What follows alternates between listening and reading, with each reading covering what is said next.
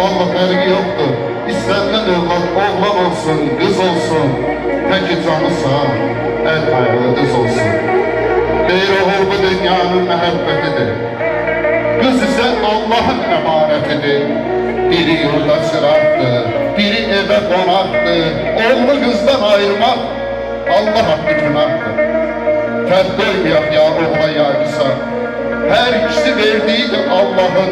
Oğul ata, qız anadır dünyada, öz məsləhət bildiyidir Allahın. Bizlər də Allahın məsləhət bildiyi körpəni ehtiyacı olan bütün ailələrə tanıdan bilirik. Əzünüm xan oldu, beylər dönüm xan oldu. Əzünüm xan oldu, beylər dönüm xan oldu. Şükürlər olsun ki Xudaya. Kasım qardaşımızın bu gözəl gül balası Ayxan bəyimiz müsəlman oldu ya.